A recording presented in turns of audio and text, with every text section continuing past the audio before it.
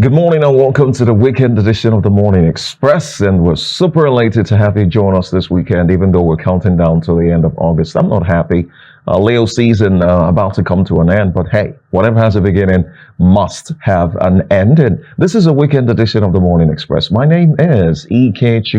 Uwem. As usual, I've got the gorgeous looking Jennifer Pius. I told you I was going to do it. I told you I was going to do it. Each time you say it, it sounds really gorgeous. Gorgeous. It has so much energy. Yeah. Oh, okay. Well, so you don't say gorgeous. It sounds gorgeous. Light. You know, gorgeous. That's okay. Yeah. So yeah. So how you gonna say mine? Incredible. No, I'm not incredible. But you're looking really good. I Thank like the you. combination. It's a signature. Yeah. It's a signature. Okay. It's second nature. Every time you call my name, you put the other. Chuku, looking good, Jue. Oh, beautiful. that is really When good. you say handsome. Well, I don't know how your pocket is, so I can't call you handsome. Abi. Yeah. Very lovely. It's morning. I'm always heading to the afternoon, and it's a lovely weekend here. I don't know how you're feeling, but it's really been a wonderful weather. I don't know.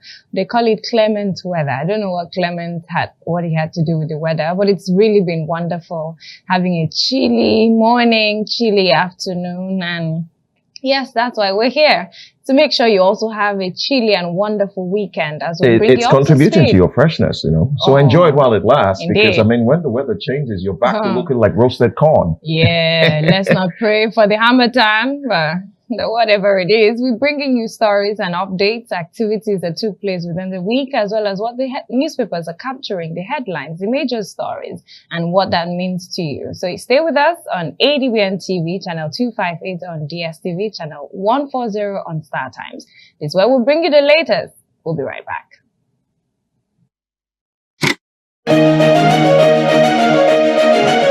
You know, say your voice got power. What they promise us is that and then we find out that the poor masses are breathing is dodging air. This product can cause a lot of havoc that every day I have to be treating malaria, I have to be treating diarrhea. It's very, very unfortunate that we are all Nigeria and we are suffering ourselves like this. Use that power on top people they talk with boldly. Make your voice take the lead. Call me, make me on. People they talk with Bongi, Monday to Friday, 5 p.m. only for ADBN TV.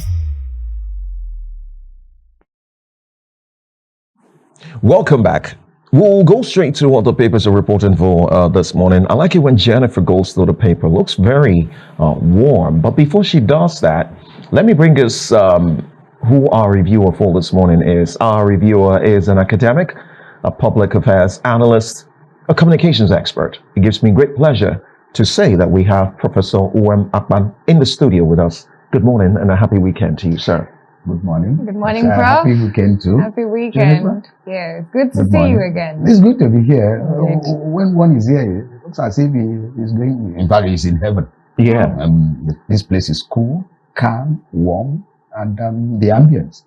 Thank you. That one may not even want to leave. Thanks. So I can see why. But when your time is done, you will leave. Indeed. And we'll head straight to the newspapers. First, we'll start with Saturday Telegraph. Saturday Telegraph heads to the north. It says here, why North feels marginalized under Tinubu by ACF. The writer says, insists no automatic return for president. Says claim of 42% allocations to region is propaganda. Maintains unequal distribution of resources, contradicts constitution. This is a very strong accusation to the presidency. And in fact, if we are not careful, this could also bring about issues for ahead of the 2027 election. What do you make of this North marginalization? Is this true, or these are just some aggrieved statements? Let me start by saying that I personally feel marginalized because I'm not sure I have enough money in my pocket. Okay. But beyond that, the allegation of marginalization by the North is not new.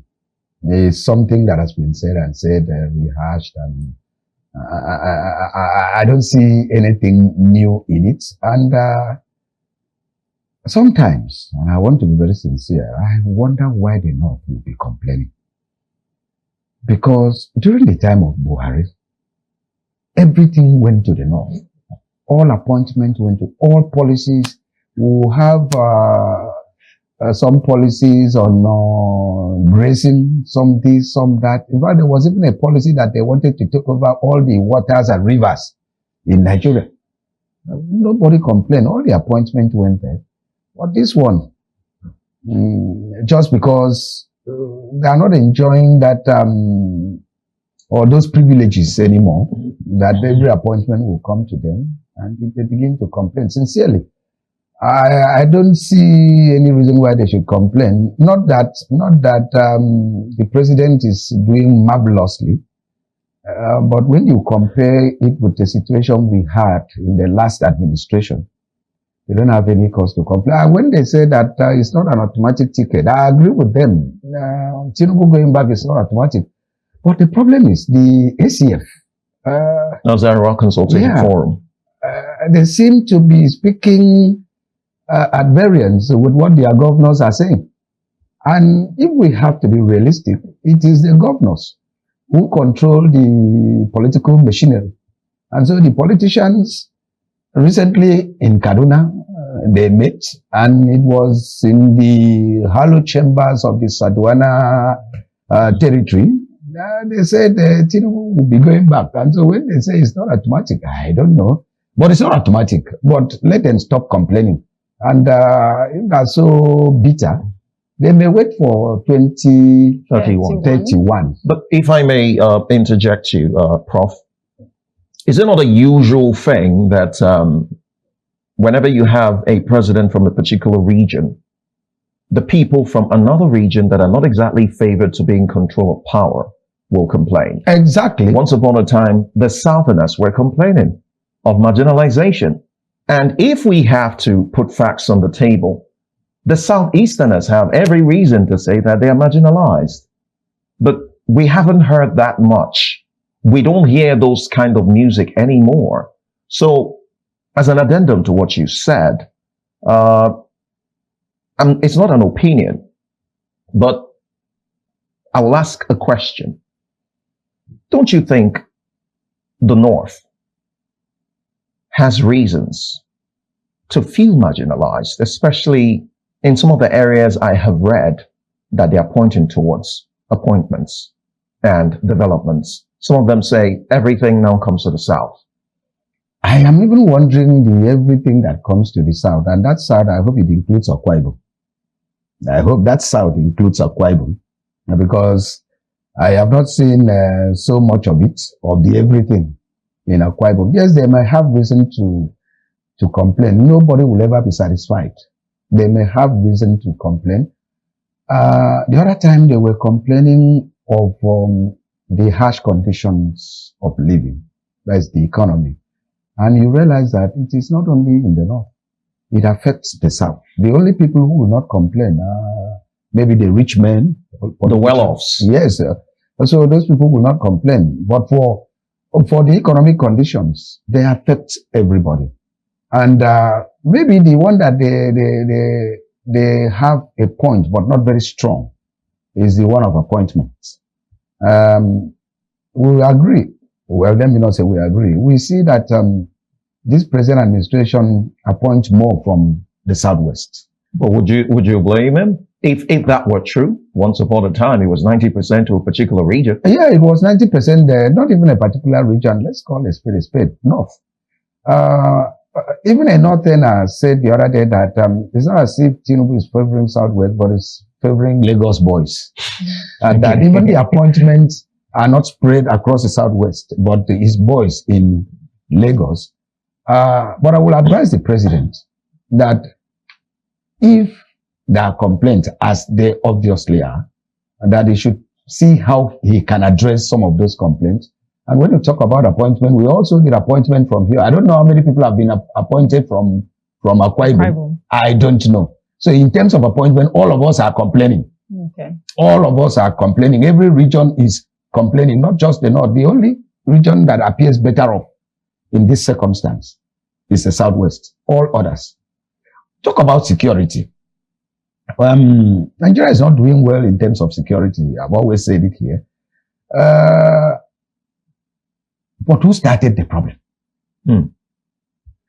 Is it not El Rufai who said that they imported people to come and stand by in case Jonathan won the election, so that they will unleash mayhem?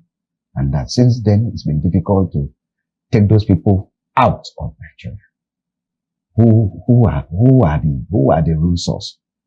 Boko Haram, when it started, Jonathan wanted to profile them as terrorists. There was so much noise that they were freedom fighters, religious bigots, and things like that, until the thing got out of hand.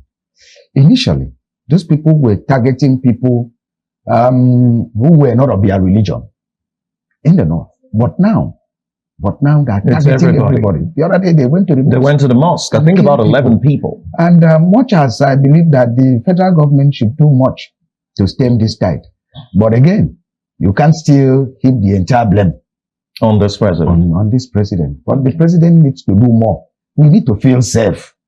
You travel on the road, you are hijacked into the bush. It's not the best. He needs to sit up and address most of those things. There's an aspect of this, of the rider that says, insist no automatic return for president. Shouldn't the APC be afraid? Now, that would take me to another newspaper that captures something in this line, and that's Saturday Tribune. Saturday Tribune just beneath says, Kanu sets up committee to record 10 million voters for 2027. Shouldn't the APC be afraid with this statement from the Arewa Forum? Arewa is not a political party. More like the way you have Panda. It's not a political party. It could be a pressure group. And they have the right to voice. And if I have to be very frank, they're using 2027 to put pressure on Tinubu to see to what extent he can pacify them, he can address or redress some of those issues, and not necessarily that they will use that as a vote against him. No, I don't think so. Okay, and let me just add, nobody should go and sleep and believe that he has automatic ticket. There must be a contest. If you are a sitting president or a sitting governor, you have to justify why you should go back. And let me hope the people will assess, evaluate, and so make their point through their ballot, the casting of their ballot. But let me also hope that those in charge of the ballot will make our vote to count. All right. Let's still head back to Saturday Telegraph. This time around PDP. It says here, PDP crisis. Stakeholders push for Wike, Fayose, others expulsion ahead of next meeting. The writer says governors move to Zamfara to firm up decision. We don't want those who will terminate our progress. Bode George. That's so much coming from the PDP. And it's also captured on Saturday Vanguard. Saturday Vanguard brings a different angle. It says here, PDP crisis. Combatants strategize for Monday's make or mar neck meeting. Wike, Makinde's camps divided on zoning. Can I help you? Yeah. Will you be willing to take my help? Oh, I will. I need all He's the Makinde. Makinde. Oh, Makinde. I like that. I like that. So now, it says here, Monday's make or mar neck. So there's a possibility it could either destroy the party or will build the party for a better preparation for 2027. What do you expect of the next? There are two sides to it. One is that who is on the ground needs fear no fall. Already the PDP is on the ground, and people may fight Datti because they are already on the ground. But the other one is that it may be a storm in the teacup. For all the noise that is being made, it may be a storm in the teacup. And I tell you that at the end of the day, you may see a communique that talks about reconciliation, unity, moving forward. But one thing I like politicians, in spite of how they marginalize us, one thing I like them is that to some extent they're very flexible. They are very flexible. They could talk and talk and talk, and when they enter that room where no other person is except their kind, you see that they compromise, they shift ground. They shift grounds and they come out clean. But again, we had the PDP as the leading opposition party. And when the opposition party is in tatters, it becomes a problem. These days, the only opposition voice that we tend to hear is Peter Obi.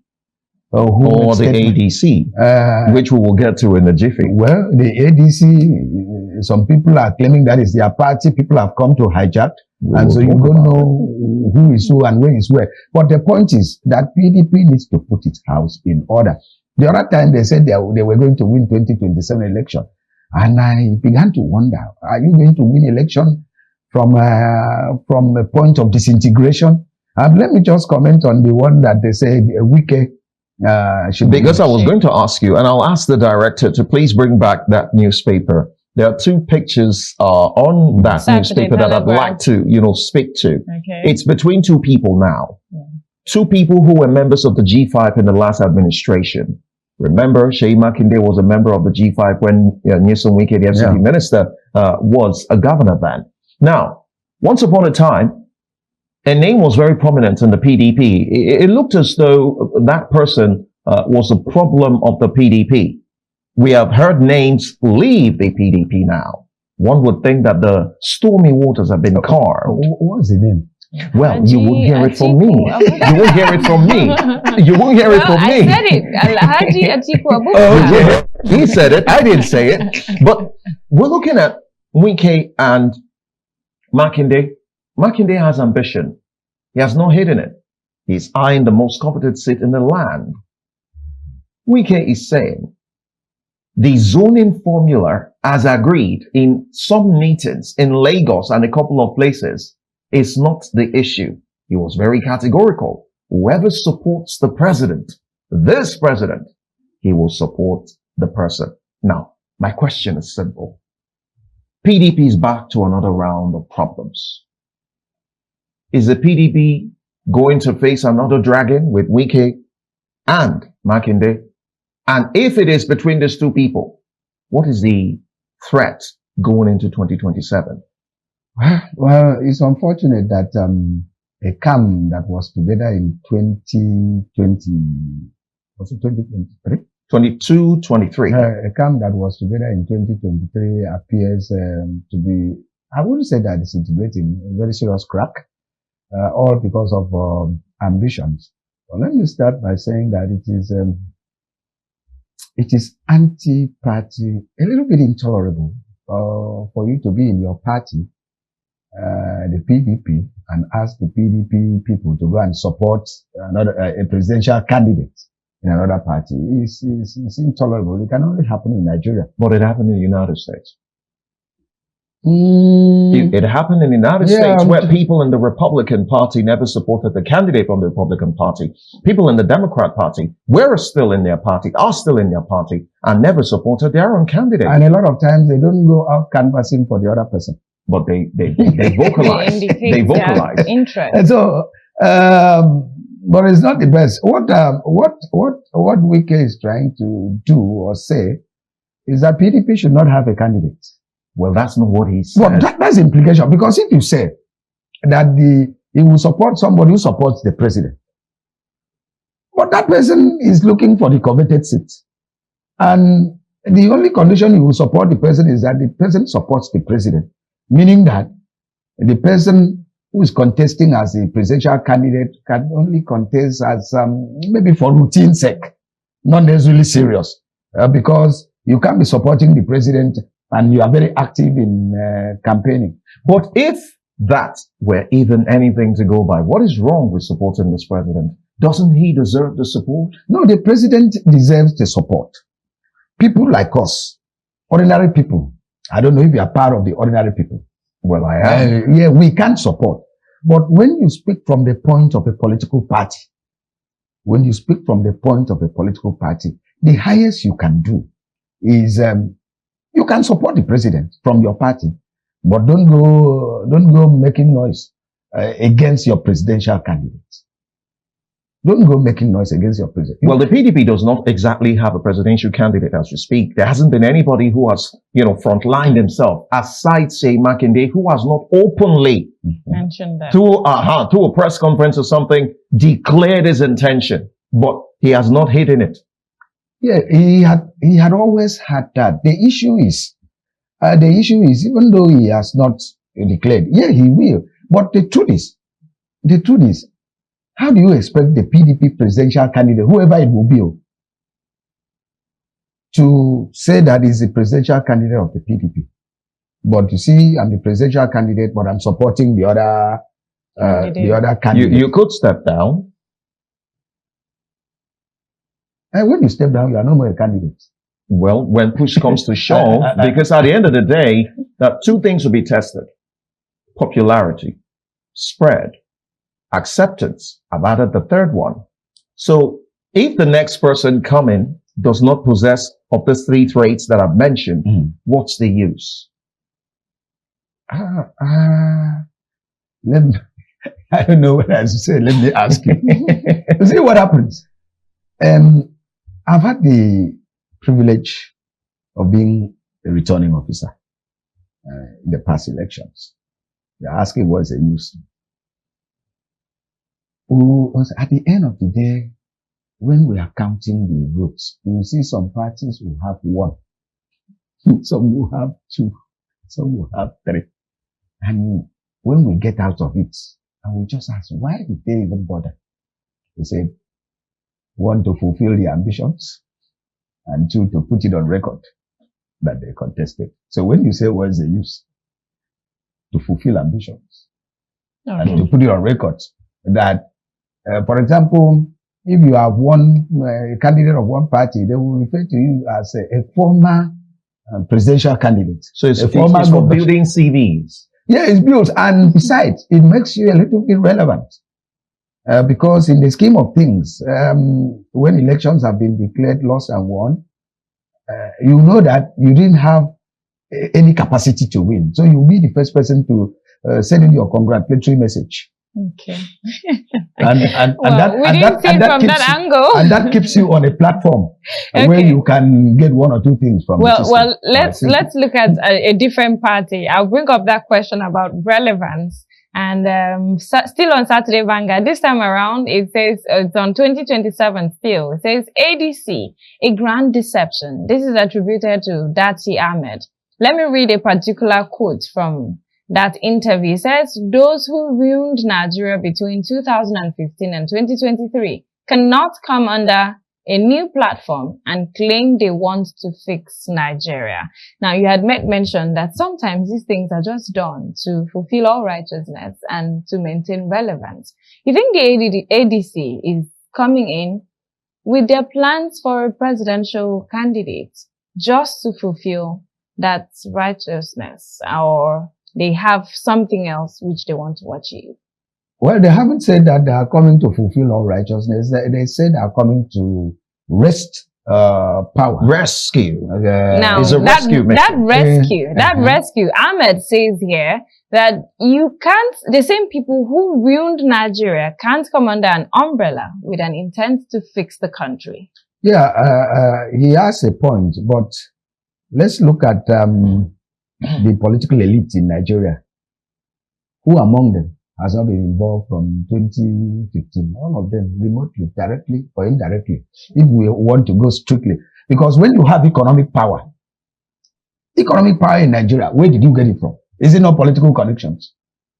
And so you may not even be in government, but you are part and parcel of what is happening. And so none of them is very clean. But talking about ADC as a grand deception, that's a very strong word, coming from a politician. Yeah. But one thing that bothered me last week was these by-elections, that were held.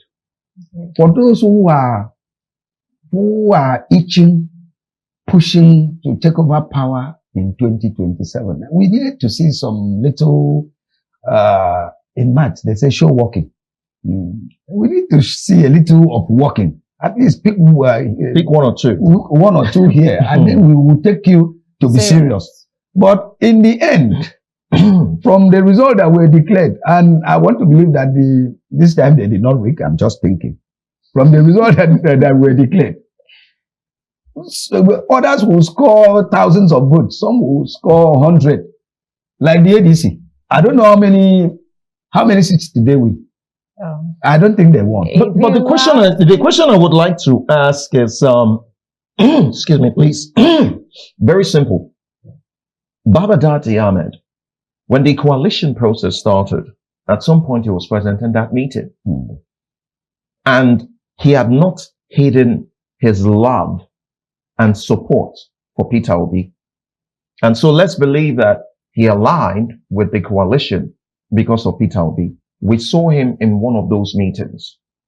But as somebody who has attended the meeting, perhaps frolicked with the people in that coalition, coming out to make a very strong statement as this, don't you think Nigerians should take it serious? Who feels it knows it. Means that who feels it knows it, and the person who is inside sees more than the person who is outside. I think Nigerians should take him seriously because he has gone in there and he's a politician, so he knows the political complexion of all those who are there. But somebody can take it from another angle. And you've taken that angle already, indirectly. That because his principle appears to be foot dragging. That is Peter Obi. Appears to be foot dragging. So he himself is not seeing anything. But what if it's because maybe his interest was not captured? He's part of it. Maybe his interest is not part of it, or he has ambitions elsewhere. But the point remains that ADC, that coalition, it should naturally be a welcome development. But the way it is going, how can you start? It's like starting 100 meters race. And before you start, you are wobbling. And before you know it, this is a race that is done under 9 seconds. You wobble by 9 seconds. People have already gone ahead. So they are wobbling at the start. And so if you wobble at the start, what are you going to do? And as I said, they need a foundation to build on. And the foundation they would have, in my mind, that they would have used to build on is winning 1 or 2 seats in the by-elections to show their seriousness. But he goes ahead to make something else, which for me is also very important for us to look at. It's from the first daily.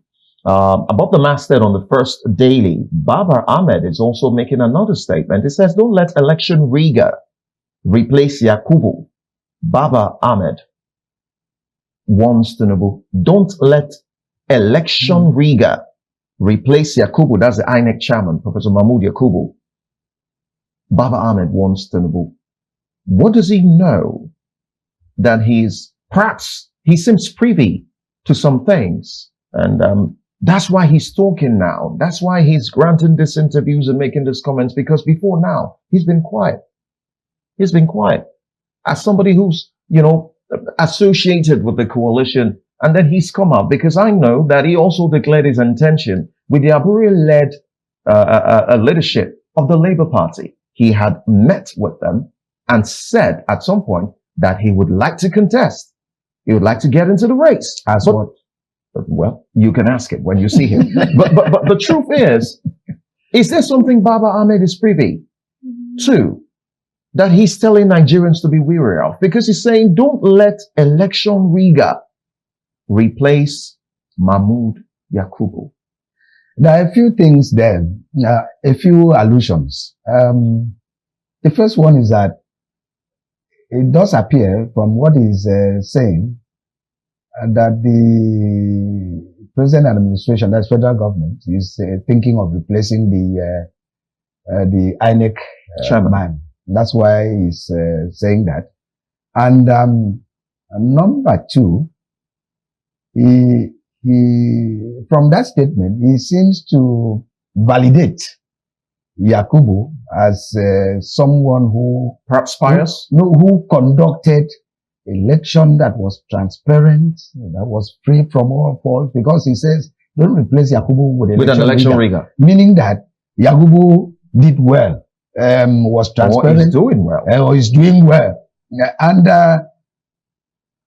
that particular statement is pregnant. Very. Is pregnant. When he lost the election with his principal, they went to court. They went to court to contest. And why did they go to court? Meaning that the elections were rigged. Allegedly. Oh, allegedly rigged. Thank you very much. And now he seems to be singing a different tune, trying to validate that Yakubu did well. And so don't even attempt To replace him. Meaning you want to look far into the future. Meaning that he has given a vote of confidence to Yakubu. And indirectly, he has given a vote of confidence to the president. That's what it means. Well, I'm not saying what you're saying. Well, whatever we're seeing or you're seeing will take us to the next paper. Saturday Vanguard, this time around electoral malpractice. It says here, we fear the worst in 2027, tributed to Nigerians. And the writer says, urge INEC to avert danger by electronically transmitting results from polling units. We've had this discussion over and over about the electronic transmission of results. But I would query the journalist who did that. We fear Nigerians. the worst in 2027, and then you put Nina there. Is Nina the one who fears the worst? I would query that. Is that really the Nigerian? I would query that. Well, there's another issue attributed to her somewhere else.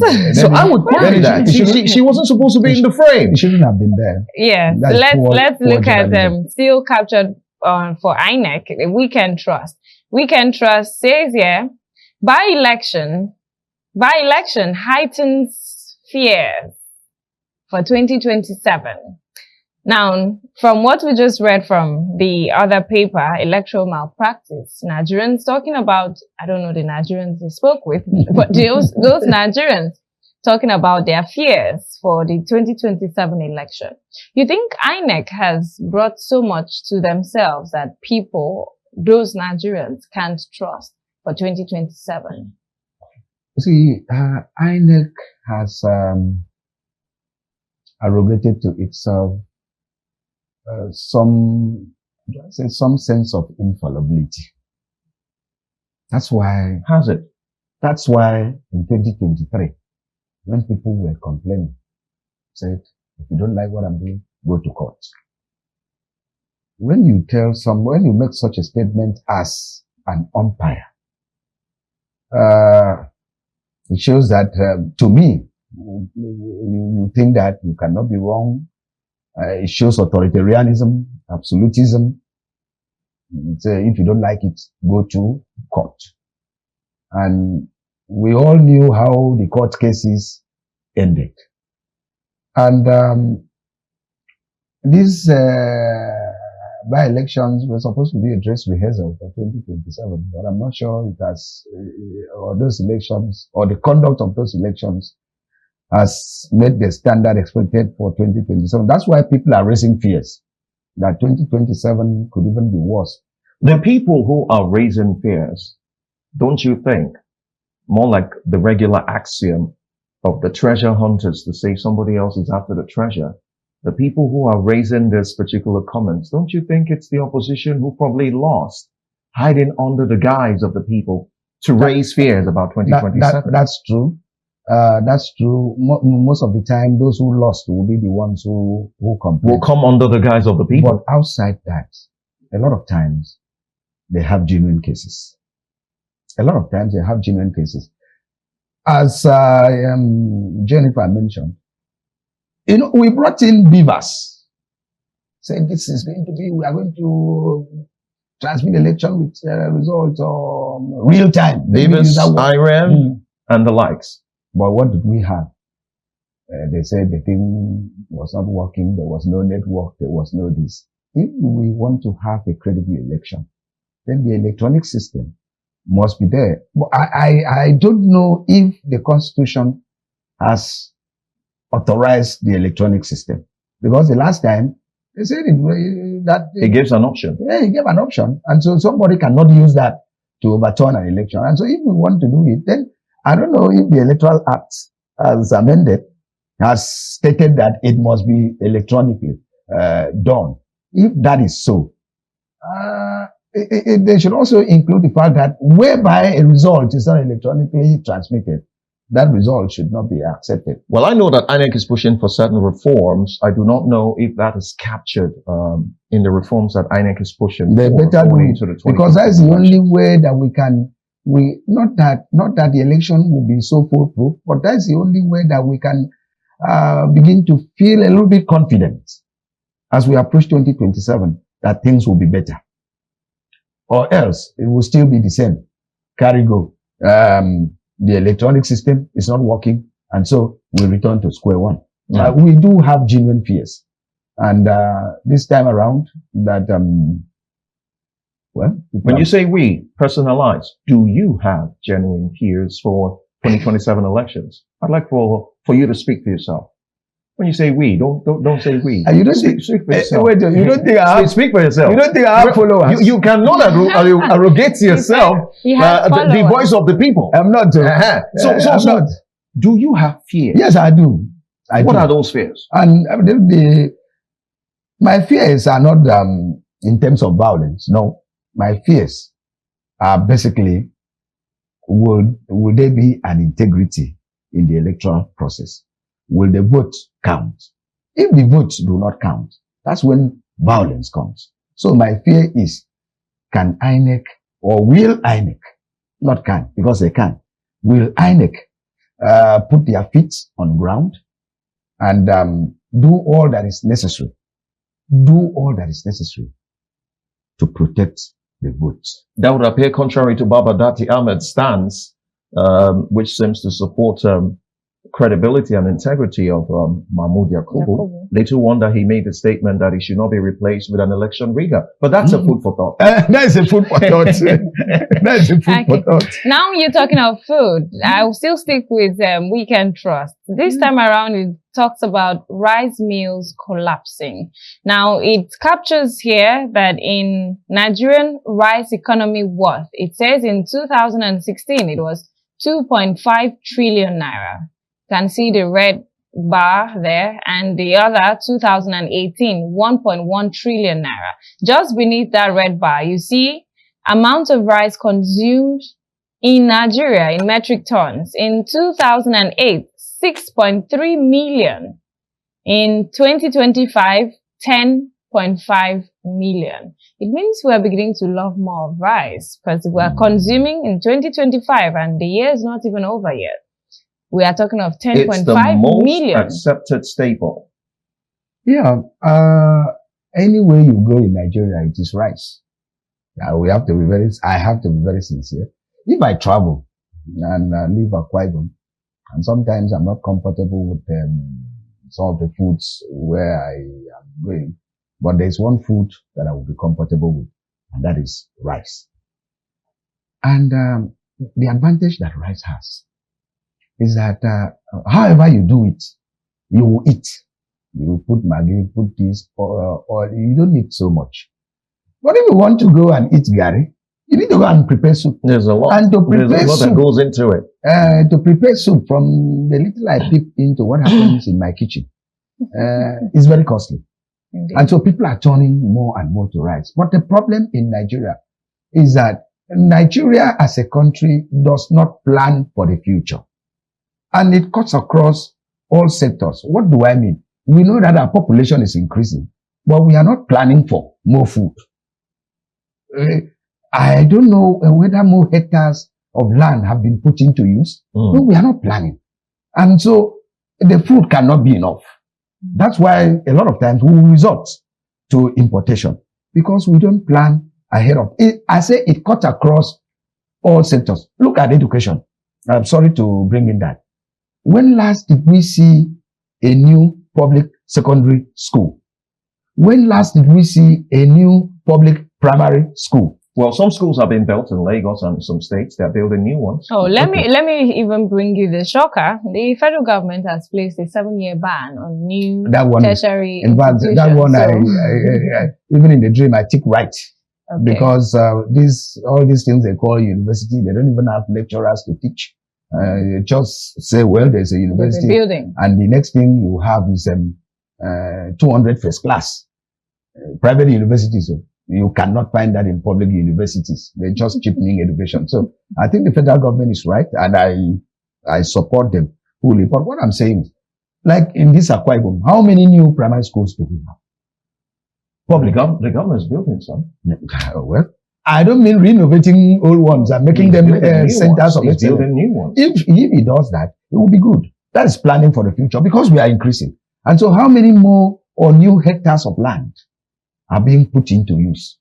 Okay, there's been a calculation here on it says setting up a medium rice mill. A rice mill that can process 8 to 12 tons per hour will cost 7 billion naira in investment. Jennifer, are we talking about mills? If you don't have the rice, so what is the function of the mills? The mills are supposed to process the rice. Are you saying we don't even have the rice? No, we have, but not enough. Okay. That's the idea. We have the rice, but not enough. And so national development talks about, when you talk of development, you plan. And not only planning, you make sure that even your plans are not derailed along the way. You don't just wake up and get results. You must sit down and plan, not building rice mills, but putting more hectares into use and planting the rice so that from the produce there, you can take them to the mill. And so if you are talking of mills, are they, where you read the entire story, are they saying that the mills or the capacity of the mills cannot take the rice, or that there is not enough rice for the mills? Which one? Well, they haven't stated clearly. Plenty of questions to ask. But for you, the viewer, though, the Weekend Trust has done a fantastic job in, giving enough information about it. There's an infographics here breaking down every single analysis here that our guest, Professor Uwem, is talking about. So if you're very interested, you can pick up the Weekend. And since he mentioned education, I would go to First Daily. First Daily says federal government unveils bold plan to feed 20 million school children by 2026, supposedly. No, food. Rice, food. definitely. I mean, there's plenty of food in the papers this morning. Food. Yeah, and we both know it will mostly be rice. And we just finished talking about you cannot just sit here and assume that it's rice. Yeah. So they feed them eggs too. Majority. What are you eating the egg with? But beans. Let me say that the policy ordinarily is good. A lot of times it becomes a conduit pipe for corruption. Are you alleging? Because when we make statements, I as a journalist, I would query your statements. It looks as if you have not recalled the Minister of Humanitarian this and that and that and that and that. But that's an instance. Let's not go into that. But somebody said that you cannot, or Nigeria cannot survive on palliatives. Nigeria cannot survive on palliatives. Today they will say they're sending rice to Jennifer's village. I don't know where she comes from. All right. No. Okobo. Tomorrow they say they are sending palliatives to my village in the Onigo. You cannot survive on that. But is it not? But it's alleviating. It is to palliate. Yes, that is the word. Palliate. I agree. While this is being done, you cannot sustain it too. That is the issue. It's not sustainable. It's not sustainable. And the sustainable one is to make the cost of living cheaper, so that parents can actually afford to feed their children at home. But I'm not saying the federal government should not feed. While you are feeding, also make sure that the cost of living comes down, because at the end, this is like is it petrol? That subsidy. They said at the point that they could not, and to some extent, it's true. You cannot do this forever. And come to think of it on a lighter note, A lot of school children go to school to eat, not necessarily to study, but in the process they will study. But So when once, if in the process they will study, then it's a good thing then. It's a good incentive. and so when Something has to attract you to school. yeah, but the issue is, if you cannot sustain it and you withdraw it, you see, you've created some gap. That's why, while this is being done, I support this, but it's not sustainable. What is sustainable is for the cost of living to come down, and parents, caregivers, who have something within their means. So invariably you are saying that perhaps the government should jettison the idea. No, I'm not saying so. Let's take this as a short-term plan, a stopgap, while trying to bring down the cost of living. And let me say this. You see all these rice that we go and queue for. December is coming. In my village, they said they gave 20 bags of rice. And they decided to share it family by family. And so my family had two, a larger family. And when we went and saw it, the one bag, even with the worst quality, was not even up to a normal half bag of rice. It was not even up to a normal half bag of rice. And you cannot create a palliative economy. And if December is coming, people will go and eat. But I tell you that anybody who can afford the rice, or most people who can afford the rice, will not go and queue. Now, allow me to talk medically. While treating an injury, there are certain things you apply to palliate, whilst hoping that the injury will be healed. That's true. Don't you think some of the measures of this administration with the term palliative is to palliate while the government works on the long-term plan, which is to stabilize the economy, strengthen the naira? I reject that word, stabilize the economy. Why? It depends on the point that we are stabilizing. But if the economy has gotten so, let me not say so bad, if inflation has gone so high up and it's stabilized there, it's still stability. And the people are suffering. You say the economy has stabilized at a high inflationary rate. So at what point are you stabilizing? That's the point I'm making. Okay. I would hold my comment. Please hold it. And just allow gentlemen Please to hold it, continue. because we need to capture. I would hold it. We need to capture this particular issue on Saturday Tribune. If politicians jack up their pay, workers, pensioners will demand living wages. Southwest pensioners says unions. That is taking us to something we're looking at much later, though. Says unions won't take 250,000 naira as minimum wage. We've been hearing of the recent discussion about public office holders seeking a review in their salaries. It hasn't been reviewed in years. Now, 2008 was the last time it was reviewed. Yeah, and now the unions are talking about they won't even take 250,000 naira as a minimum wage if the politicians jack up their pay. An eye for an eye. Access their salaries were last reviewed in 2008. That's what I'm saying. Yeah. Okay. Facts available though. I would like to get their salary. That 2008 salary. Oh. I'd like to get it. Okay. And use it in 2025. Well, let me reply you, which is also available online. The president's salary is around 1.5. Ministers are earning less than $1 million. Now, it goes with the other office holders. I don't know how much the governors are earning, but I'm just giving you something which you can fact check. 2008, 2015, we have had several reviews for even civil workers. I don't like to call them civil servants. ASU has advocated pay rise. Different unions, they've come out to advocate different pay rise. And different administration has been magnanimous enough to at least add something. The politicians that we talk about, are they not entitled to also enjoy this reviews as well? Or you think the office is so big that they don't need an extra? It's embarrassing that politicians in Nigeria will be complaining.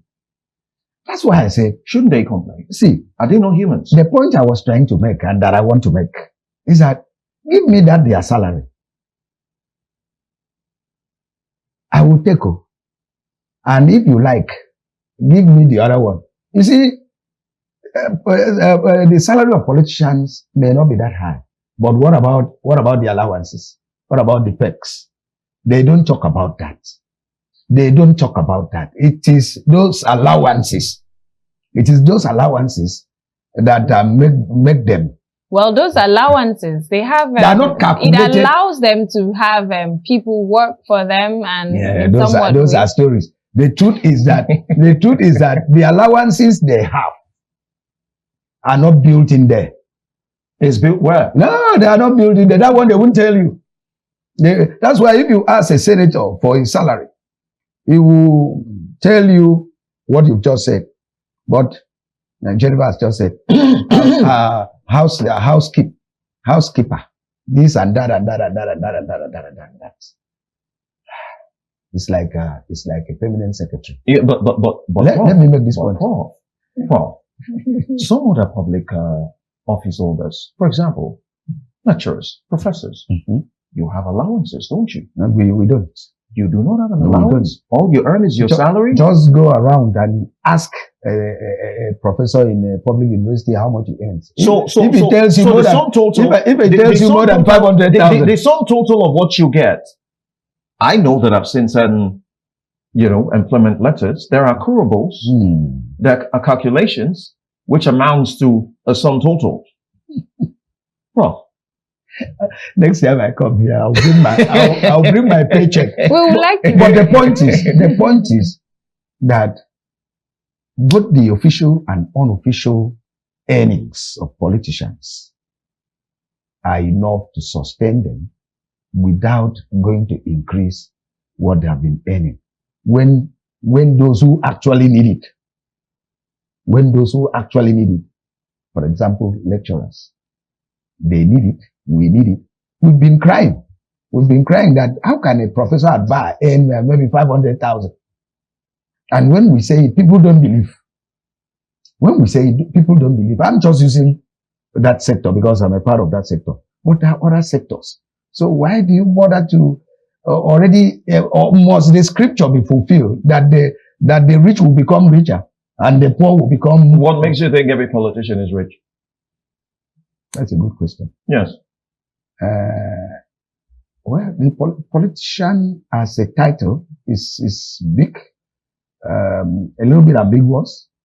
But if you talk of political office holders, let's narrow it to political office holders. When we narrow it to political office holders, I will quote our dear governor, Umano. He says, hey, I'm quoting him now in vernacular. Yeah. They will say that there is nothing. I heard him the other day when he spoke in naked. They will complain that, there's nothing. But leave. They refuse to leave. If there was nothing, if they were not doing well, but they are there for the people. They can't just leave. They have to serve. Were they nominated by the people? Well, they didn't just get there by themselves. Well, that's a topic for another day. But the truth is, those politicians, they don't need the pay rise. Already, the money that is factored into their earnings is high enough. Jennifer, before you take us to the next paper, let me remind Prof here. Prof, are you aware that the average politician, a lot of them are paying school fees for children, people's children? Are you aware that they are responsible for certain hospital bills? Are you also aware that there are a lot of families lined up that they feed? Are you also aware that the community thinks that in Abuja, there is a bank where they offload monies and give them? And so every time they come back home, they are supposed to be doling out money. Prof, are you aware? No, Prof, wait, I'm not done. I'm not done, Prof. I'm not done. Are you aware that anybody by the name of a politician, by the mere mention of you being a politician, you owe everybody everything. Owe everybody. And that everywhere you are seen, you will be taxed. Show Prof, love. I think you should think about it. Let me just scratch it, not really to answer it. I am aware of all those things because one day I had So where does the money come from? I had an appointment with a member of the House of Reps. He called me to come. So I went. 8 a.m. I kept the time. And when I went there, I saw a crowd. Okay. And when I got into the parlor with him, I said, sir, these people, what are they doing? He said, this one that you are seeing, they even thought that he had traveled. That if they knew he had not traveled, that it would have been more. That's what they face every day. And that is a very serious cause for concern, is this dependency culture. One, not blaming the politicians alone. People don't want to work. Every morning they go to politicians' houses and they say, your boys are here. We are loyal. Dependency culture is very bad. If somebody does not give you, you don't fit, you don't eat. And number two, these are people who will claim that they worked for the politician. And now that they're entitled. they have that entitlement mentality. And number three, when you look at the lifestyle of the let me take away political office holder, because there are some politicians that answer only the name of the politician. They don't have They money. see nothing. Yeah. You are talking of have money. They see nothing. In fact, they are worse than we are. But we are talking of political office holders. When you see the kind of life they live, and there's no way that we won't believe that they have money. But on the whole, if somebody were to get into public office transparently, no rigging, no this, no that, then the entitlement mentality of the people will not arise. Because by the time you go to say, we carry the ballot box, you did not carry. You only exercise your civil responsibility. And I agree that it puts pressure on the political office holder to service his constituency. Prof, I can't thank you Let's enough, take- but let's take that's that. a fantastic Let's take one. that. You have nailed it. You have nailed it. Prof, you've cooked the soup already. However- Prof, you added the seasoning. however- Don't put the however. However. Don't put the caveat. However- The soup should be served the way it is, Prof. No, You have served it. however- Thank you very much, Prof. Leave it there. What should be used for all of us cannot be used to service a few persons. Okay, thank you. Thank you, Professor Uwem Akpan. He's a communications expert and an academic. Thank you for coming on the Morning Thank you, Express. Jennifer. Thank you, Prof. Always a pleasure to have you Indeed. around. Pleasure to have Always. you. Thank Always. you very much. God bless all of you. Thank You you, have a Prof. wonderful Thank job. you, Prof. Thank Thank you. you. And we'll take a breather. Stay with us.